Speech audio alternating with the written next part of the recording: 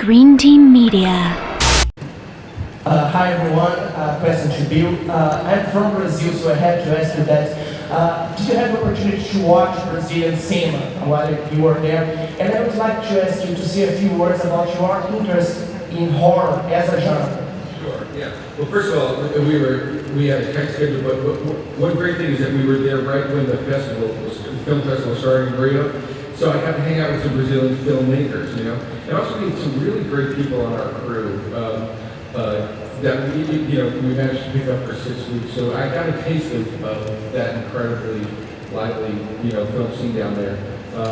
And as for horror, yeah, it's something I've always, growing up, Hitchcock, horror, suspense, it's always been an interest to me. To me, it's like pure movies, because it's a combination of images and sound and music that create that feeling of tension. I think is the most exciting thing. And again, in this movie, I think you'll see, I think Kristen was describing it a little bit, but it's not just a childbirth, it's that plus the wolf attack. Everything's like coming at you at all sides in the last 30 minutes of this movie, and I think it's a really intense ride.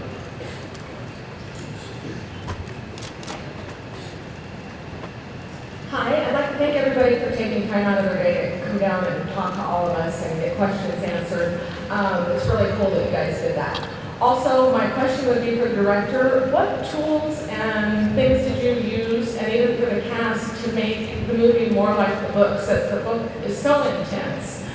What did you use, and what were your ideas and inspirations for getting the movie to be like the book? Having Stephanie Meyer there, true. That was. And I have to say, Kristen was a great. She knows these books so well. She is the biggest fan of these books that you'll ever meet. So it was.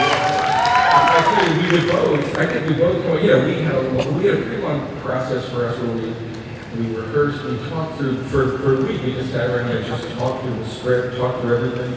There are things that were put back based on things that people had missed, especially you.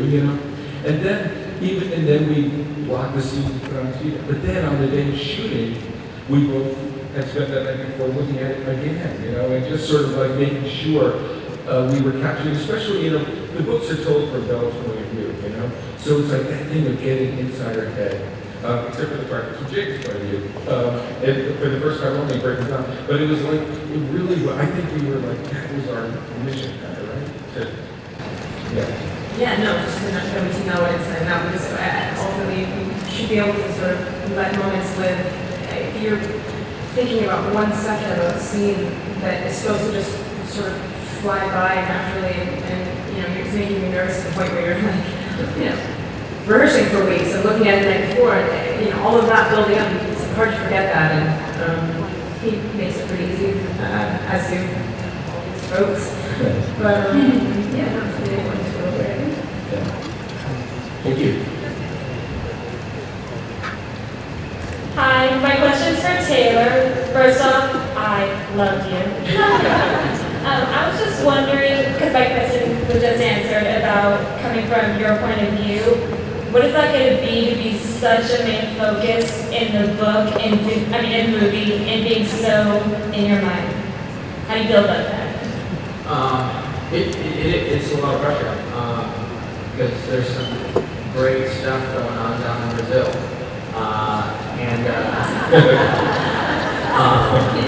it's really interesting to see just moments, tidbits, from Jacob's point of view, what he's dealing with. Like I said, he matures so much, so it's really interesting to see how he handles situations at the beginning of the film and how he handles them at the end. Also, to step out of Bella's point of view at that point in the movie is really quite perfect, because she is very withdrawn from everyone in the story. Kind of don't really know what's going on with her, which I think is good. She's sort of, like I said, like sitting in the corner, just like everyone away, and I'm not even going to explain myself to you. So it's cool not to really know exactly what's going on with her, because then you wonder how everyone's feeling about everything. Because they're at odds for the first time, and you don't think they're going to break up or anything, but they're definitely at odds. Thank you. Love you too. Hi, my question is for Nikki, but anyone else can answer. Now that filming is over, what will you miss most about being on set and working together, and how do you plan on staying in touch?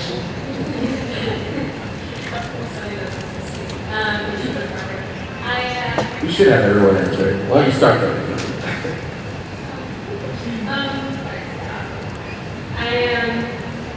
I guess I'll miss. We had some really special moments, actually.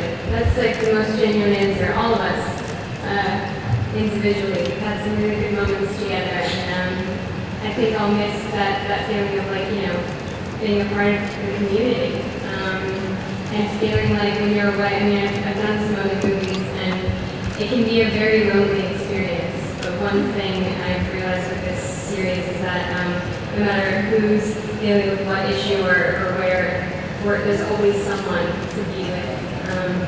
And in terms of keeping in touch, I don't know what the future holds for all of us. I would love to say it's going to be a fairy tale and maybe we'll all have dinners once a week.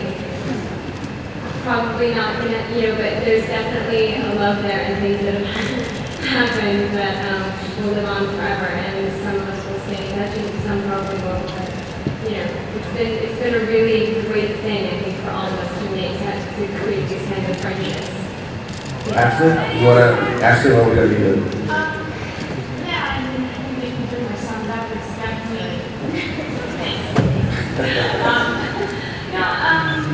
Yeah, we've kind of all in a sense of the family. It was nice being able to personally and as an actor learn and grow with these people and to have someone to relate to and to have someone who's going through the same circumstances that you are.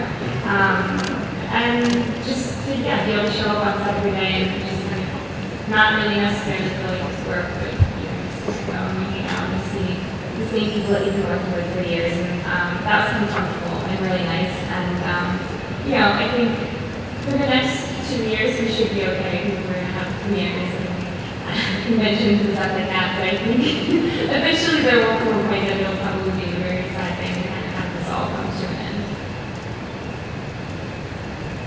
I think I'll miss the weird normalcy of getting up at 4 in the morning every day. I know it sounds crazy because I was probably, not loving it in the moment, but I do love that experience of going to sets and, going to crafting, getting the rice crackers and the jalapeno jack cheese. And, but more than that, because I know it's these actors a gazillion times, but Miss Gene Black, who did this amazing neighborhood, Miss Bill Condon, and Guillermo, the DP, who made me laugh constantly. We got to work with such amazing people. And I think that what you realize as you go along in this business more and more and more is that you don't get to have these kinds of experiences all the time. They are so rare. And when you work with a great director, you are so lucky. So I will miss that experience. I think a lot of what I'm going to miss is sort of the simplicity of being away from home with a group of people that wind up sustaining you in some way, in many, many different ways. And you just spend so much time with each other that you get really close, and there's not that much outside world stuff coming in. And it was just something very peaceful. It sounds very ironic saying it now, but I really appreciated that. It made me appreciate the people that were there and that we got to work with. And I think the way you keep in touch is to just try to prioritize it and, be accountable and stay in LA. God, these things, when there's loads of people online, it becomes impossible to ask the question.